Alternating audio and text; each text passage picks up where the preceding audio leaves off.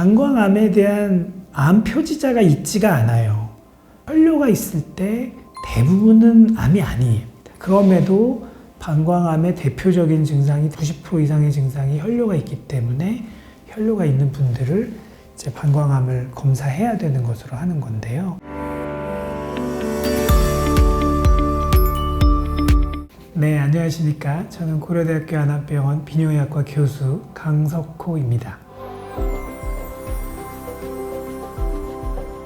네, 방광암은 이제 일반적으로 재발이 많은 암으로 좀 알려져 있고요. 또 조기 발견이 좀 많이 중요합니다.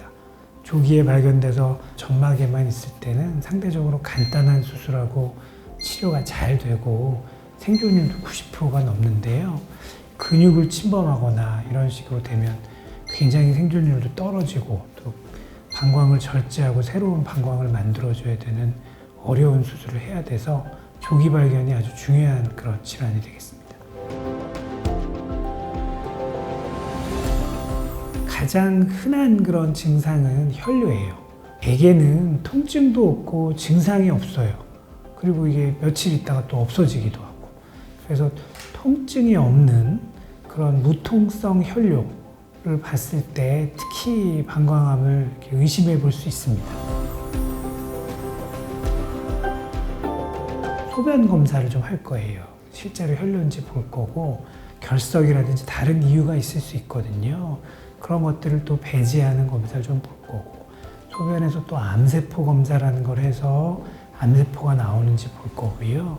그리고 영상 검사, CT나 MRI 이런 걸 통해서 방광에 혹이 있는지 이런 걸 좀 볼 거고 가장 정확한 검사는 사실 이제 방광 내시경입니다. 요도를 통해서 방광 안을 이렇게 보는 겁니다. 내시경을 통해서 방광에 암이 의심되는 혹이 있는지 이런 걸 통해서 진단을 이제 하게 됩니다. 방광암을 단계별로 하면 크게 한 3단계 정도로 볼 수 있는데 가장 전이가 돼서 막 병이 막 다 불행히도 그렇게 된 분들은 항암 치료라는 걸 좀 해서 이제 그게 기본이 되는 치료를 좀 할 거고요. 이제 이게 초기에 발견이 돼서 점막에만 있다든지 점막 하층 정도에만 있다고 하면 저희가 이제 내시경 절제술이라는 수술을 합니다.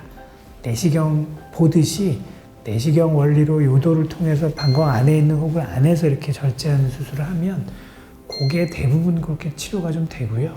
만약에 이게 근육을 침범하는 방광암이면 내시경만으로는 어렵고 방광을 절제하는 이제 근치적 방광 절제술이라는 걸 해야 되고 그렇게 방광이 없어지기 때문에 새로운 방광을 본인의 소장을 통해서 만들어드리는 요로 전환술이라는 걸 좀 해야 됩니다.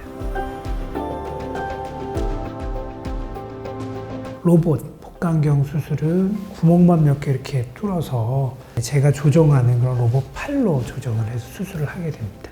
근치적 방광 절제술도 로봇으로 좀 시행을 했는데 방광을 절제하고 임파선 절제술을 하는 것까지는 로봇으로 하고 장을 이렇게 자르고 입고 그걸 방광을 만드는 건 로봇으로 하는 게 좀 어렵습니다. 시간도 많이 걸리고 기술적으로도 어려워요.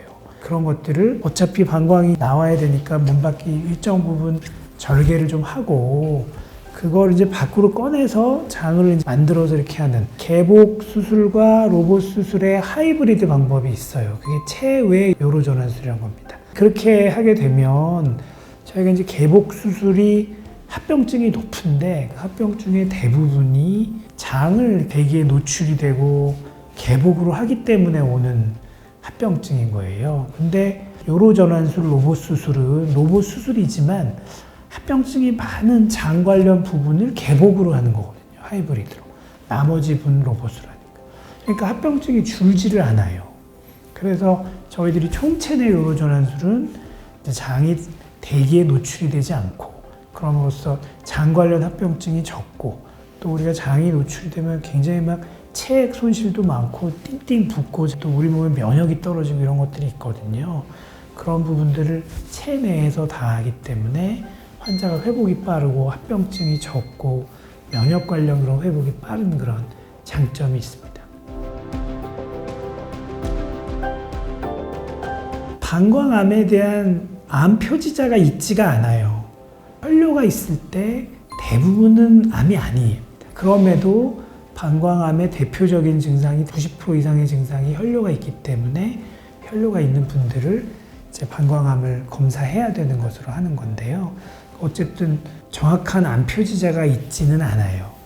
그래서 저희들이 좀 특별한 기술로 소변에서 전처치 없이 암의 어떤 바이오마커를 이용해서 암을 조기 진단하는 방법을 개발을 했습니다. 지금까지 소변을 또 통해서 암을 미리 검사하는 방법들은 꽤 많이 나와 있어요. 근데 그거는 전처리가 좀 필요하고 그럼으로써 어디 며칠 검사실에 보내야 되고 그런 비용이 많이 들기 때문에 많은 환자분들한테 그렇게 하기가 쉽지가 않았습니다. 저희가 개발한 건 전처리가 필요가 없고 그냥 소변 자체를 간단한 검사 키트를 통해서 혹은 요즘 이제 핸드폰으로도 할 수 있는 걸 구현하고 있는데요. 자가로도 굉장히 높은 정확도로 조기에 방광암을 발견할 수 있는 의심할 환자들을 좀 저희들이 스크리닝하는 그런 목적으로 좀 개발한 부분이 있고 좋은 결과가 나와서 아직은 상용화되려면 갈 길이 좀 멀지만 그런 방향으로 좀 지금 연구를 계속하고 있습니다.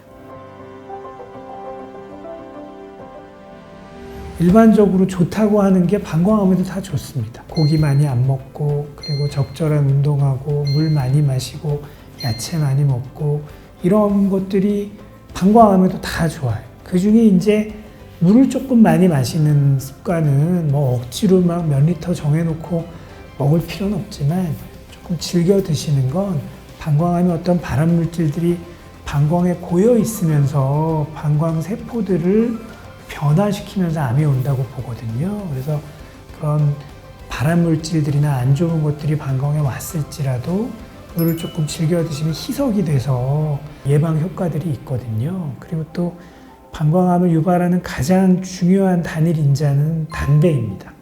담배는 많게는 10배까지도 2배에서 10배까지도 안 피는 분들에 의해서 방광암을 유발하는 걸로 돼 있어요. 담배는 반드시 끊고 간접 흡연, 남녀노소 구분하지 않습니다. 담배는 무조건 끊으시고 담배 연기는 피하셔야 됩니다. 나머지는 물을 좀 많이 드시면서 그런 일반적인 건강에 좋은 생활 습관들을 계속 같이 하시면 예방이 좋을 것으로 생각이 됩니다.